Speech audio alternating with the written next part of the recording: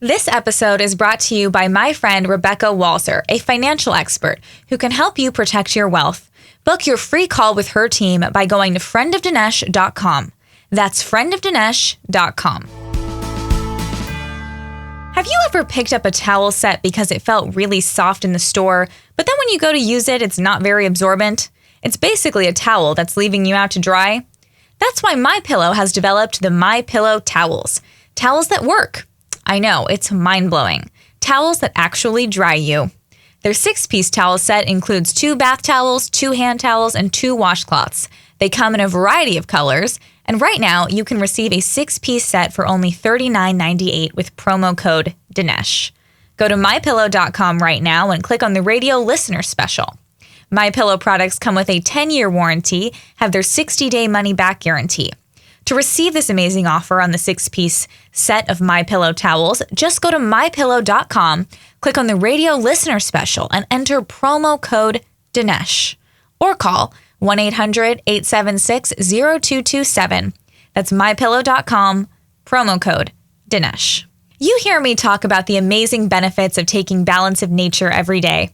There are so many satisfied customers, Dinesh and Debbie included, who tell stories of how Balance of Nature has been one of the healthiest decisions made this year. Balance of Nature has decided to do something special for those of you who are ready to get this maximum nutrition that people are talking about. Their founder, Doc Howard, often talks about the benefits of combining their star product, fruits and veggies in a capsule, with their fiber and spice supplement.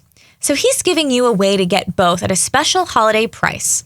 Right now, as a special holiday offer, get $25 off plus free fiber and spice with your first preferred order of fruits and veggies when you use discount code AMERICA. This offer can end at any time, so don't delay. Call 1-800-2468-751 or go to balanceofnature.com. Use discount code AMERICA. Hi, everyone. I'm your host this week, Danielle D'Souza Gill. Dinesh is enjoying his week off. He's reading some great books, which I'm sure he'll tell you all about in a couple days when he's back to the podcast. I am so happy to be here. Today, we're going to be talking a little bit about what's been happening with our economy. These are some scary times, and we need someone to come in and make sense of it. So today, we're going to be speaking with the economist, Peter Schiff, all about what's happening with inflation as well as the recession. This is the Dinesh D'Souza podcast.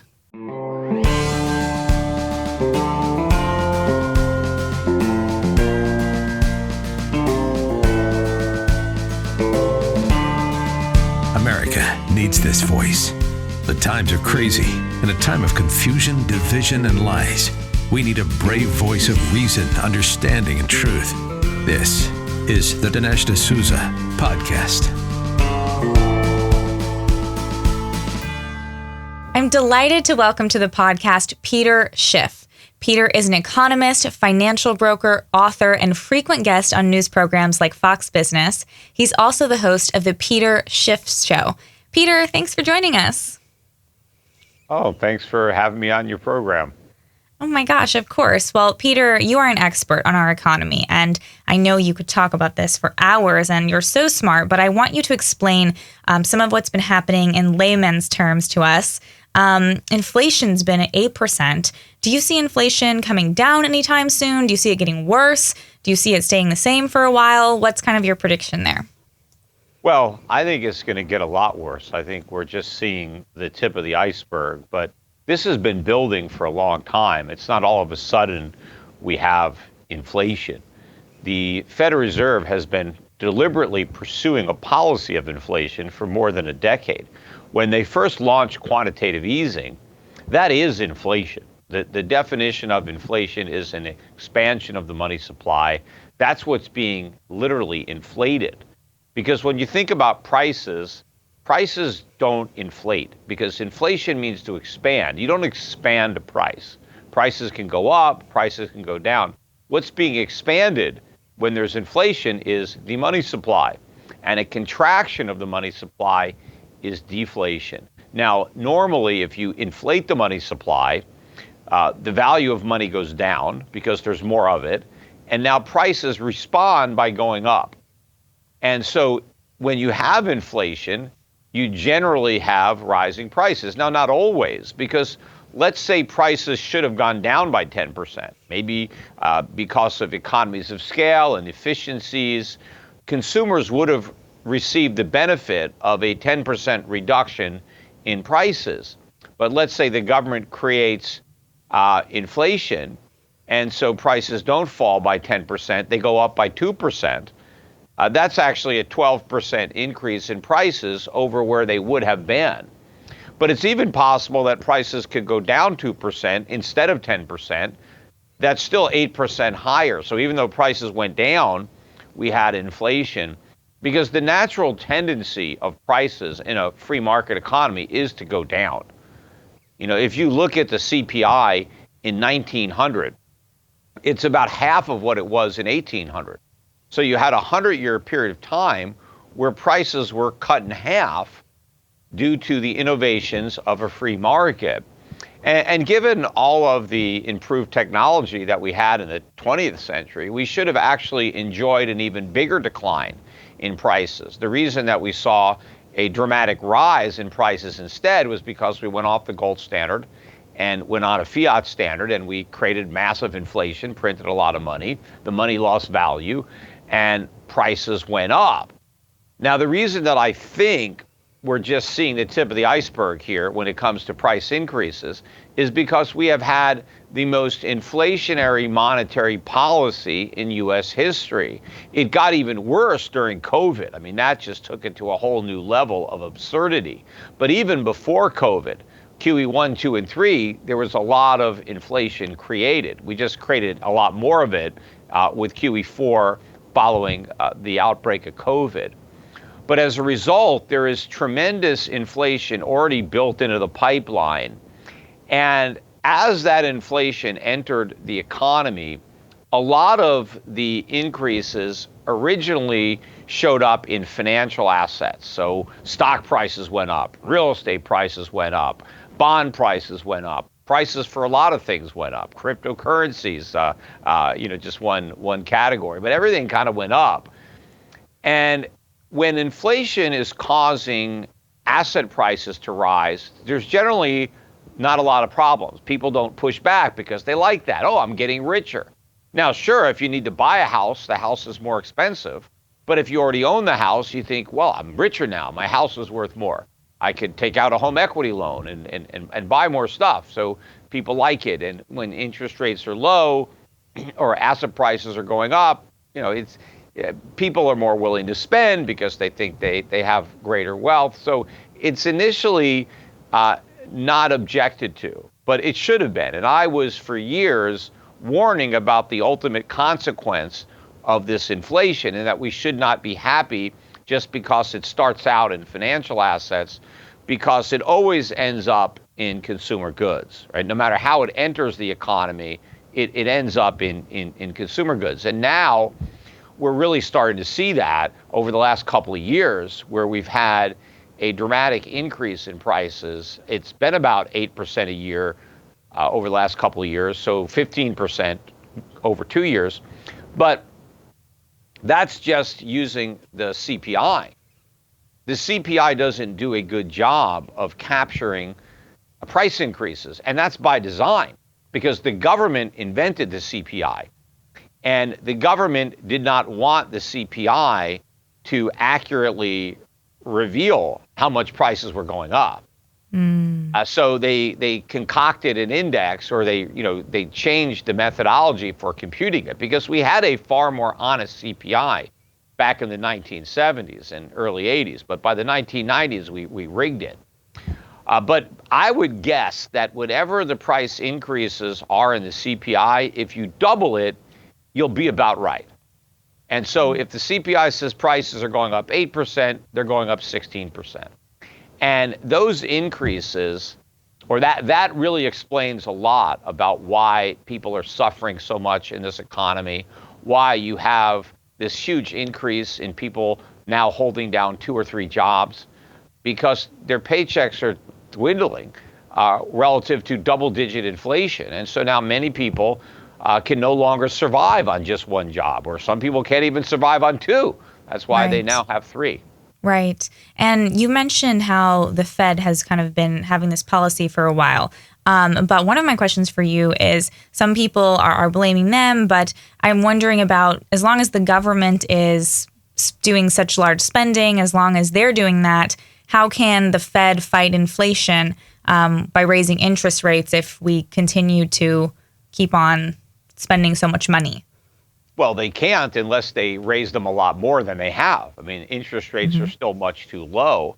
But the problem is that the Fed enabled the government to continue to spend and run deficits year after year, decade after decade, by monetizing the debt, by helping to keep rates artificially low. That is part of the problem. We didn't have a truly independent central bank that forced the government to experience the negative consequences of rising budget deficits, because had the Fed refused to play ball, interest rates would have been much, much higher, and it would have been far more costly for the government to finance the deficits, but also it would have been more expensive for homeowners, for businesses. Everybody would have felt the sting of higher interest rates, and so there would have been some political pushback to reduce the deficits, to bring down those rates. But because the Fed made it easy for the government to keep deficit spending by, postponing the pain through the artificial suppression of interest rates, it went on for a lot longer. But also, in doing that, it really disrupted the economy, because we have a massive bubble, because a lot of things were done that should not have been done. A lot of mistakes were made. A lot of businesses that never should have been created were created. Businesses that should have failed were kept afloat. And so it was a huge misallocation of resources. And so the nation is a lot poorer as a result of the mistakes the Fed made to continue enabling the U.S. government. But the Fed is still enabling the government, because the government is still running massive deficits. In fact, look at the $1.7 trillion spending bill that was just passed. That is highly inflationary.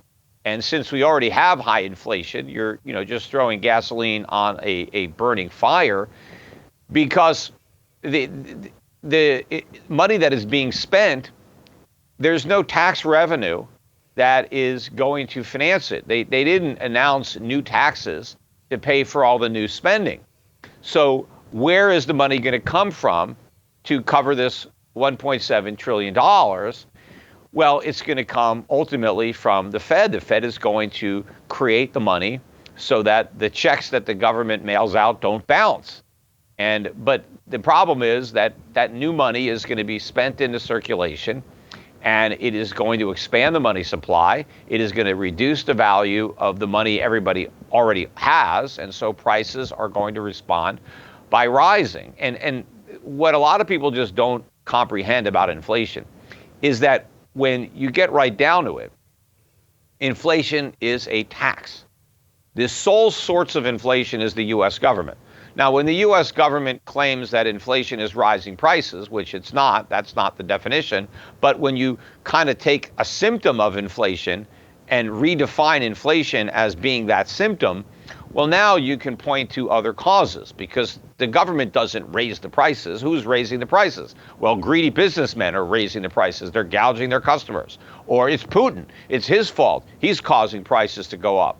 Or supply bottlenecks, the COVID-19, right? But if you define inflation properly as an expansion of the money supply, well, who's expanding the money supply? It's the government. It's the Federal Reserve. That's why we have inflation. And when the government wants to spend money, which it does, because that's how it buys votes, it spends money, all of these government programs have a cost. We don't get any government for free. Well, a lot of voters like getting stuff from government, but they don't like getting a bill to pay for it. So if they can get something for nothing, then they're in favor of it. Mm-hmm. And so inflation allows the government to provide government services to people without giving them a bill, because instead of raising taxes to pay for programs, they just create the money and spend that. But then there's inflation. And so when prices go up as a result of deficit spending, those higher prices effectively become a tax. So instead of paying higher taxes, we pay higher prices. But it ends up the same because we end up with less stuff. So either I buy fewer things because the government took some of my money, and so I don't have enough money left over to buy stuff, or I end up with fewer things because the government printed a bunch of money, and now the price of everything goes up, and because everything is more expensive, I have to cut back and I buy less. So it's just a tax, and because the deficits are so enormous, and despite what President Biden is claiming, he is running up the deficits. He's not bringing them down. He's increasing them. We have larger deficits now than at any point in our history when we weren't in the middle of a COVID lockdown, right? So if you throw out that brief period of time of insanity where everybody was getting PPP money and extended unemployment benefits, and we're all sitting at home shopping on Amazon, take out that little period, we've never seen deficits this big. And that means the inflation tax to finance those deficits is going to go up. Right. And this inflation tax, it really falls on the poor a lot because they're the ones who have to pay for milk and eggs and all those things just like everybody else. But it really affects them, especially if you're on a fixed income. But you were mentioning how, this money, it's just continuing to flow out there. What do you expect the U.S. dollar to be worth as this cycle continues and we keep on devaluing the dollar? Well, first of all, you're right that inflation is the worst tax you could possibly impose because it falls disproportionately on the people who can least afford to pay it. It's paid by the middle class, paid by the working poor.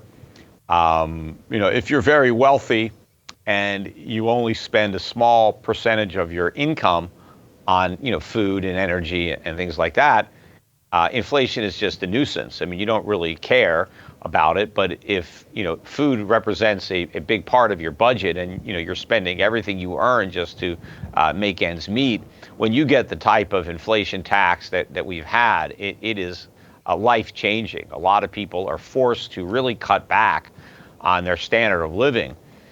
Wealthy people just cut back on their investments. They have less money left over to invest, and that hurts the economy because now you have less economic growth, you have less employment opportunities, so the economy is weakened by inflation. But the wealthy, personally, aren't seeing a decline in their standard of living, but the people that they might have employed will see a decline in their standard of living, or the people who might have been employed by businesses that they might have financed, but they use some of that money to pay higher prices. But it also distorts the economy. Inflation results in a lot of bad economic decision making that undermines productivity and economic growth. But as far as the dollar, by definition, when you create inflation and you're expanding the money supply, every dollar is now less valuable because you have more of them.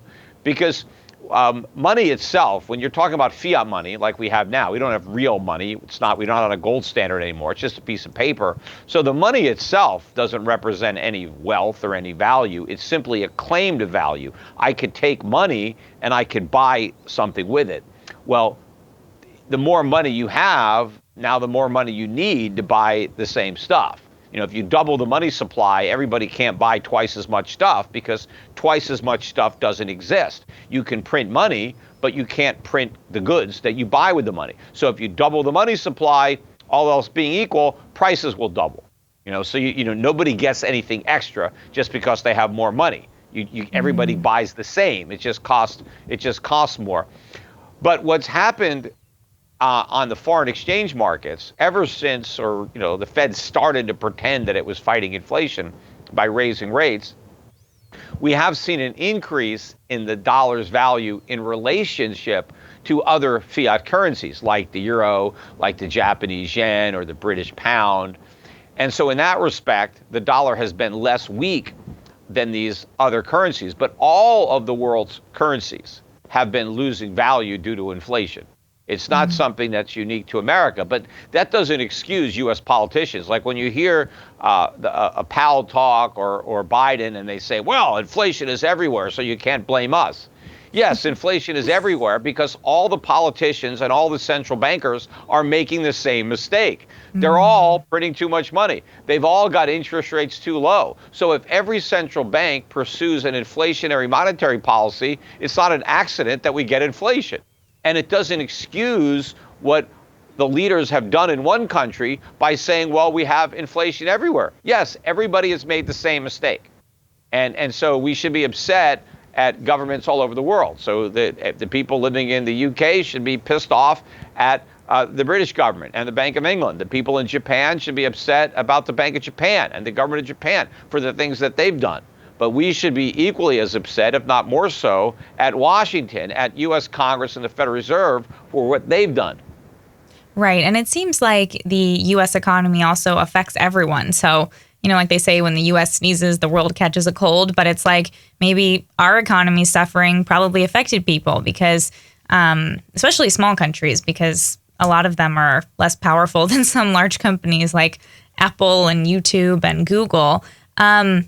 But do you think the days of the U.S. as the world's sole superpower are ending and we won't really have that kind of influence anymore?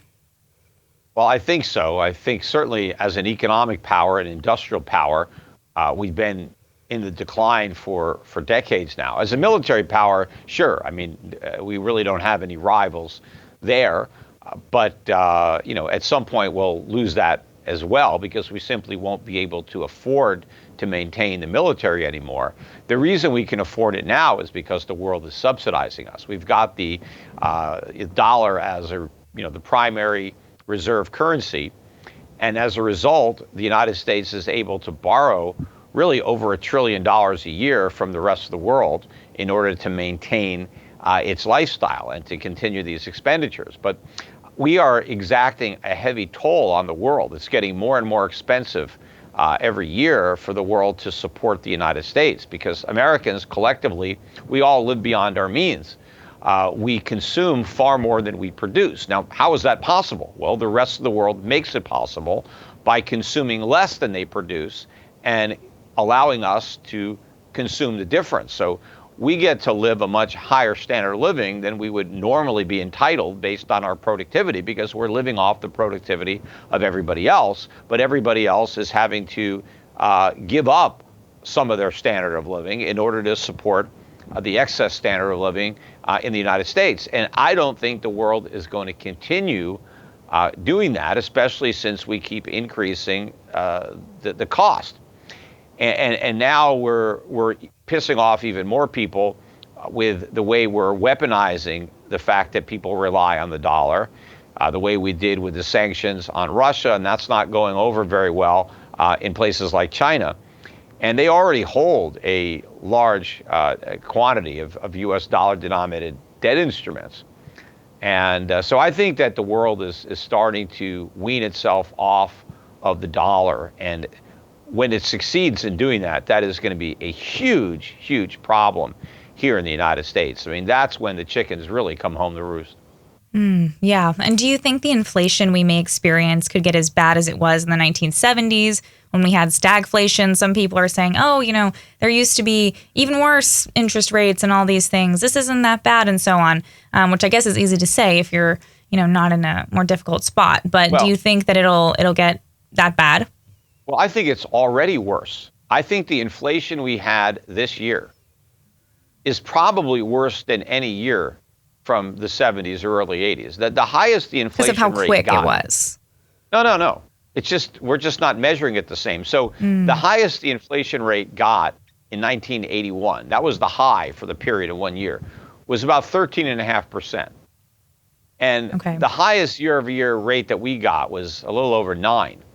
But you have to realize that we're not measuring prices the same way. So if we took the inflation or the CPI that was used back in the 1970s, and we used that CPI this year and last year, we would have shown annual increases close to 20%, far in excess of the worst of the 1970s. Or you can take it the other way around. If you used our CPI, the one that we have today, and you went back into the 1970s and you recalculated the inflation using the CPI we had today, they wouldn't have had double-digit inflation back then. The highest it would have got maybe was 7%, which is lower than where we are now. So we've already have higher inflation than we had back then. But it's going to get much, much higher than it is now because the U.S. economy is in far worse shape now than it was, let's say, going into the 1970s. I mean, you go back to 1970, the national debt was, I don't know, half a trillion, 500 billion or so. I mean, it got to a trillion in the early 80s. 1980, 81, it got to a trillion, but it was maybe 500 billion or less, probably less than that. So we had a tiny debt compared to the almost 32 trillion we have today. But also in 1970, even through 1980, the United States was the world's richest creditor nation, right? So the world owed us a lot of money. Today, we're the world's biggest debtor nation. In fact, America owes more money than all the other debtor nations of the world combined. In the 1970s and even into the 80s, we had trade surpluses. Every year, we sold more than we bought. So we were earning surpluses. Today, we have record trade deficits. So America is a different country. Back in the 70s, 80s, American families had a lot more savings to fall back on. You didn't have, all the consumer debt that exists today. And of course, during the 1970s, most women didn't even have a job. So you had a guy who was married, even if he didn't have a college degree, even if he dropped out of high school, the job he had was enough to support his wife and his kids. So there was still a spare laborer, right? So if times got tough, the woman could, get a job, help out, right? And that's kind of what happened during the 70s and 80s. A lot of women, by necessity, moved into the labor force to help the household, make ends meet. But today, most married couples, you already have both spouses working. So there is no spare unless the kids are going to drop out of school and start working, but there's, we don't have that. So we're in much worse shape economically, financially. We're the mirror image of what we used to be. We're a nation well in economic decline, industrial decline. And so when interest rates go up, and I think interest rates ultimately have to go higher than they did in the 1980s if we really want to restore balance and bring down inflation, but we can't afford it.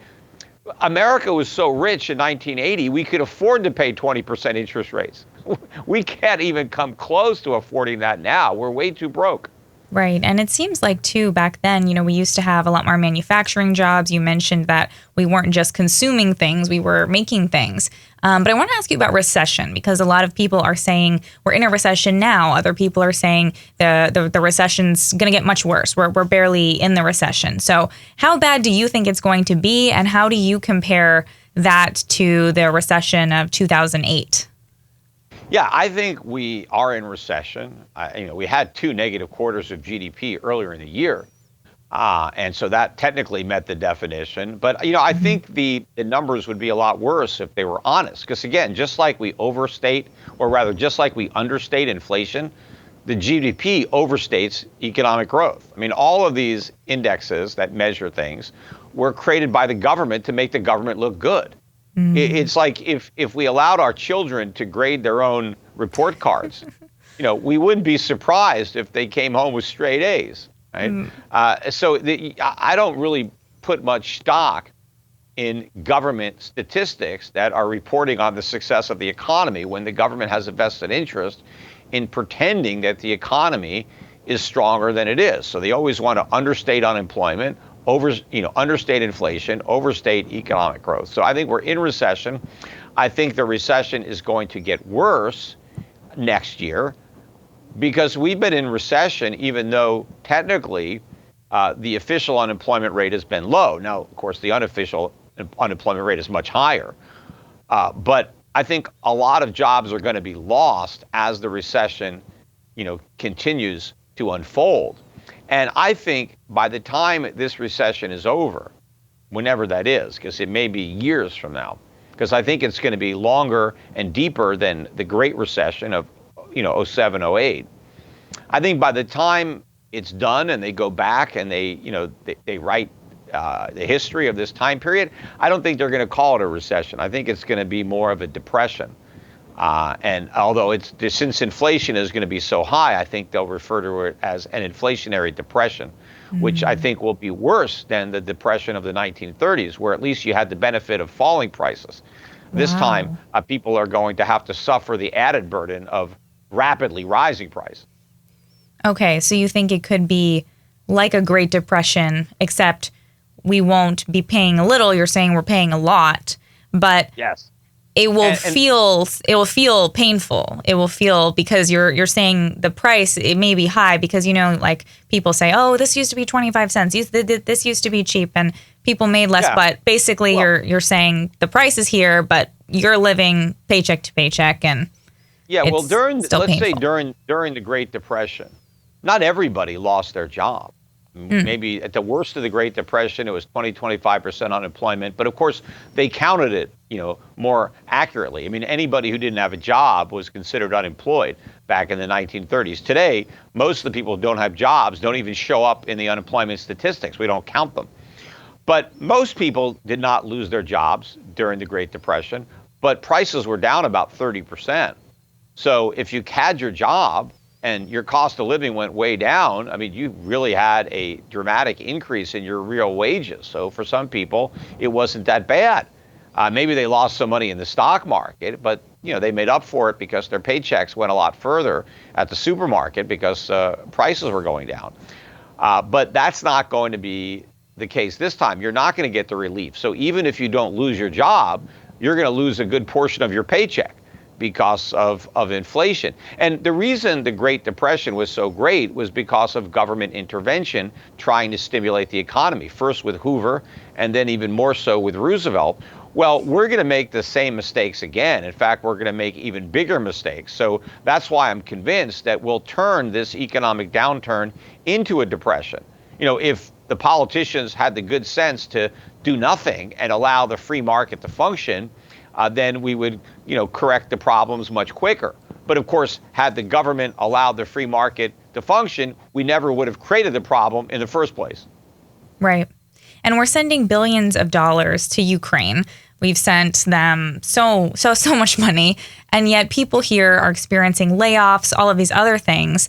Eventually, there has to be some kind of pushback on this. Do you think that this is going to affect our economy in just a really negative way? Because people here are probably going to be suffering. Meanwhile, all of this money is going to other countries.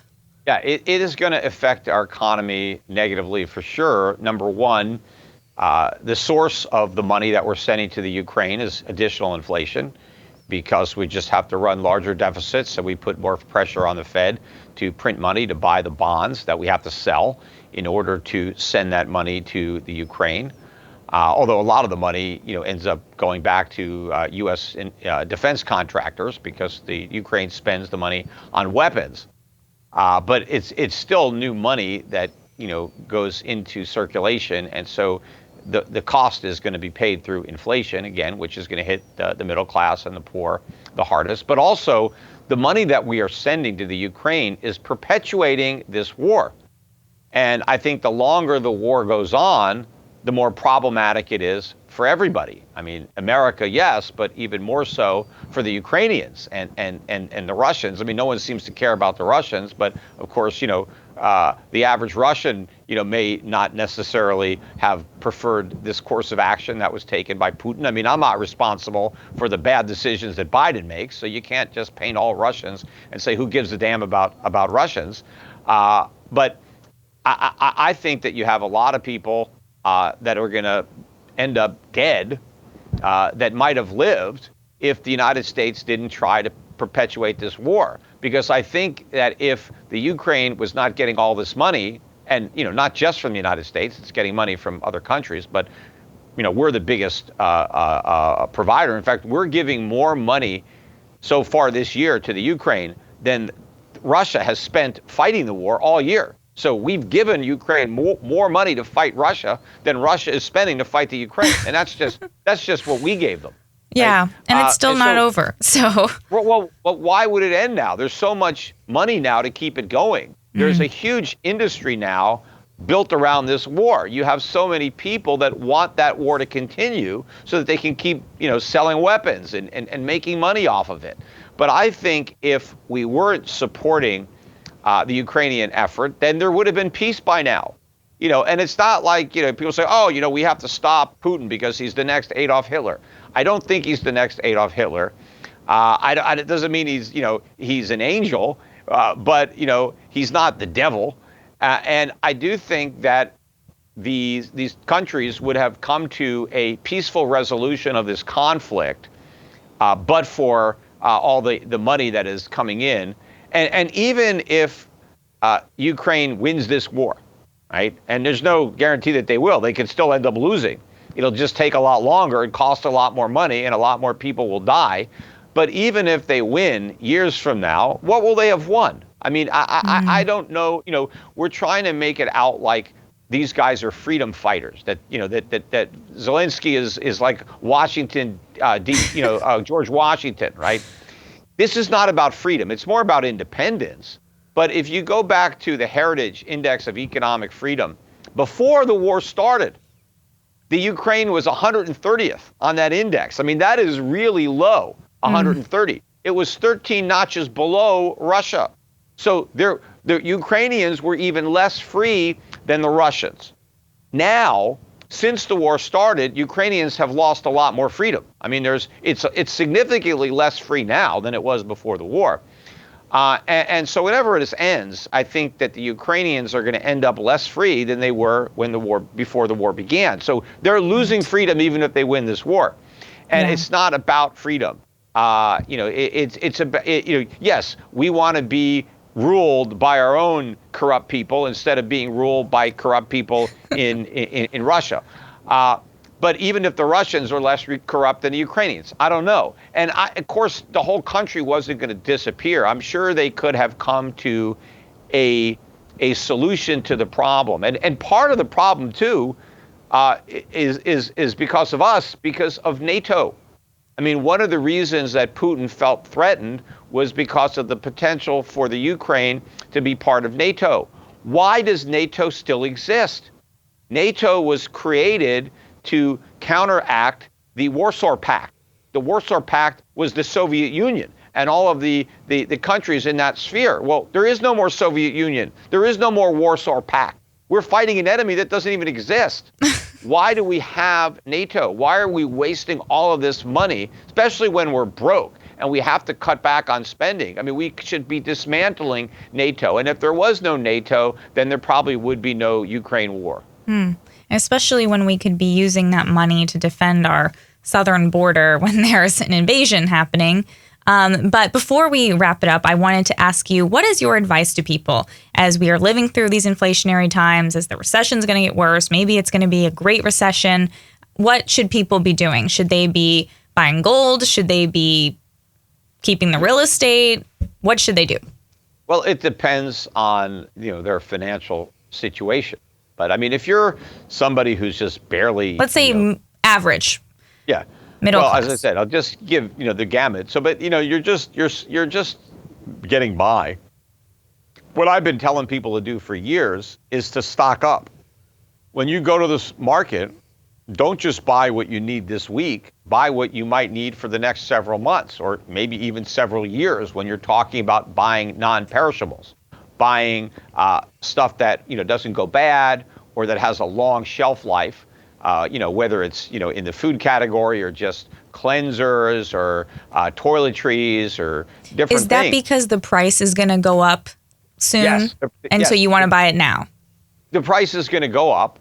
Okay. And so why wait to buy it? It's just going to get more expensive. If prices are going to go up 10% a year, and I buy something today instead of a year from now, that's a 10% return on my money. Because if you just put the money in the bank, you're not going to really earn any interest. Even though rates have gone up, bank deposits are not really paying anything. But one of the things I am also concerned about is that inflation is going to get so bad in the future that we're going to have price controls. The government is going to, make it illegal for businesses to raise prices beyond certain points. And so that's going to create shortages.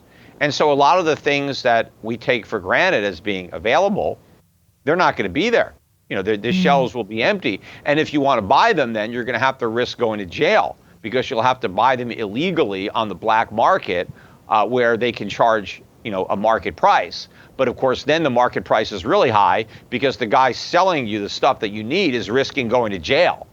And so he has to build that premium into the price. So whenever you have a government creating a black market, which they do when they have price controls, prices are much higher than they would have been had they simply allowed the free market to raise prices. But if you're more affluent and you have a large amount of money and you want to invest, you can't just invest all your money in toothpaste and deodorant, right? There's a limit to how much you're going to need. Yeah. So then you want to look at investments that will do well in an inflationary time period. And that's pretty much the opposite of everything that did well in the last 10, 20 years. So you don't want to own tech stocks, for example, high PE no stocks. Crypto. No crypto. You don't want to own companies that don't have any earnings or that don't have enough earnings to pay a good dividend and don't have a history of increasing their dividend. So we buy value stocks, dividend-paying stocks, pretty much mostly outside the United States. That's where you get the best value for your money. That's where you can get lower prices in terms of relation to earnings, higher dividends, but also you can get income coming in currencies that I believe are going to rise sharply against the US dollar. So you want to have that kind of hedge as well. I think emerging markets are going to do particularly well over the next decade relative to developed markets and even more so relative to the United States. Commodities, I think, are going to deliver, incredible returns. Agricultural commodities, metals, energy, all that stuff, and the companies that are involved in those sectors should do well, and they should be able to deliver solid earnings and dividend growth to their shareholders. But also, precious metals. I think nothing will shine brighter in a high inflation environment than gold. Now, one of the reasons that gold hasn't shined yet is because people don't expect the high inflation to stick around. Everybody still believes the government is going to bring the rate back down to 2%. Now, that's not going to happen. But when the markets come to term with this reality that inflation is here to stay, and in fact, it's going to get worse, not better, then you're going to see a rush out of paper into real things, in particular into gold. And so people who own gold will do well. And I think people who own mining stocks, gold and silver mining stocks, will do even better. So if you're somebody who's willing to assume higher risk, I think the upside potential in that sector is phenomenal. So that's where I'd be investing my risk capital. And that's where, I have a lot of my own money already in that sector. And a lot of the money that I manage on behalf of clients at Euro Pacific Capital, Euro Pacific Asset Management rather, is in the mining sector. In fact, we have a mutual fund that people can pick up on any discount brokerage platform. But we also work with it at my firm. But we have a fund that is exclusively invested in mining stocks. Wow. And my last question is on homes, because traditionally Americans built their wealth through owning their home, which I guess is going to be more difficult because of the interest rates. But would you recommend that still kind of be the American dream, the goal to own a home? No, I think homes are more money pits than sources of wealth. I mean, I own several homes, and I can attest to the fact that they are very expensive. Stuff is constantly going wrong. You have to pay a lot of money to maintain them. You have property taxes every year. You have insurance every year. You've got to cover utilities. And by the way, insurance rates have skyrocketed, homeowners insurance, in the last year or two. And so between taxes, insurance, maintenance, utilities, those are ongoing expenses that you have to pay. But these are depreciating assets. I mean, they wear down as you live in a house. Things have to be replaced. The roof has to be replaced. The air conditioners, blow out. They got to be replaced. I mean, pipes burst. It's not a source of wealth. You don't get wealthy owning a home and living in it. You spend your wealth on your home. You get wealthy by earning money and investing money, but your home is not an investment. A lot of realtors tried to con people into thinking that they were investing money when they were purchasing a home, because they would be willing to spend more money because of that mentality. They would take a larger percentage of their income and put it into a house if they thought they were also getting an investment. And, for a period of time, there was a housing bubble, and housing prices went up. And so it created the illusion that a home was like, a ticket to Easy Street. That, and the whole idea of the American dream being to own a home, it wasn't because you got rich owning a home. The American dream was being rich enough to afford a home. That was the American dream, because homes are expensive. So you don't get rich because you own a home. But because you get rich, you can afford to own a home. Because one way to prevent yourself from getting rich is to buy a home that you can't afford. And now you're sinking all kinds of money into that home. And of course, you got a mortgage payment. And now the mortgage payments are a lot bigger with higher interest rates. So for most people, they're better off renting, especially young people, single people. I mean, you have a lot more flexibility when you're a renter. You can come and go. I mean, you get a good job in another area, you can pick up and move and take that job. You don't have kids. Who cares about the school district? You're single. What do you need a whole big house for? If it's just you. I mean, it's ridiculous, people getting out of college and then just taking on a mortgage. Some of them still have student loans to pay off, and now they're taking on a mortgage. So, you rent as long as you can. And then even when people get married, and they don't even get married now, until they're later in life than they used to, so maybe later 20s, early 30s, before you have any kids, you don't need a house.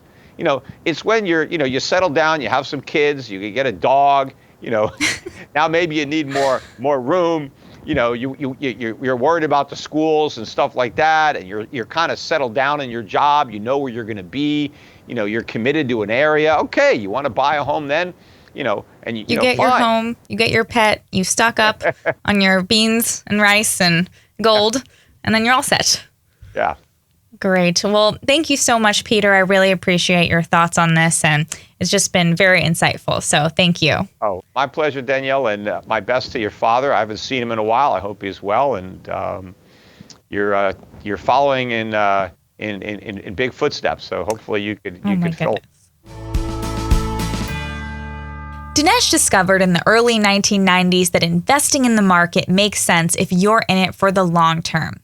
Problem is, we're in a very rocky economy with lots of craziness at home and lots of instability abroad. There's always a risk of a black swan event, a single event that comes out of nowhere and basically cripples your savings. So how do we take advantage of the upside of the market and protect ourselves against the downside? We need some really good guidance here. My friend Rebecca Walzer is a tax attorney and wealth strategist with her MBA from the London School of Economics. She and her team can help protect your wealth during these unprecedented times. Go to friendofdinesh.com and book your complimentary introductory call today to see if you qualify. Again, that's friendofdinesh.com. What some of us would do just to be young again. The simple things like climbing stairs, getting in and out of bed, and taking a walk aren't that simple. Too many aches and pains. But they can be simple because thankfully now there's 100% drug-free solution. It's called Relief Factor. Relief Factor supports your body's fight against inflammation. That's the source of aches and pains. The majority of the people who try Relief Factor order more because it works for them. Debbie can finally do the exercises she loves, like planks, push-ups, and her stationary bike, thanks to Relief Factor. It's been a game changer for her and for so many people. You too can benefit. Try it for yourself by ordering the 3-week quick start for the discounted price of only $19.95. Go to relieffactor.com or call 833-690-7246 to find out more about this offer. That's relieffactor.com or call 833-690-7246. Feel the difference. Well, that wraps up today's show. Make sure to follow me on social media at Danielle D'Souza Gill on all the platforms. I'm on Facebook, Twitter, Instagram, True Social, Rumble, and YouTube. And make sure to tune in for tomorrow's podcast because I have a very good show coming for you tomorrow. We're actually going to go through the biggest awards of 2022. So it's going to be a lot of fun. We're going to give awards to the biggest losers of 2022. So make sure to tune in tomorrow. I'll see you then. Subscribe to the Dinesh D'Souza podcast on Apple, Google, and Spotify, or watch on Rumble, YouTube, and SalemNow.com.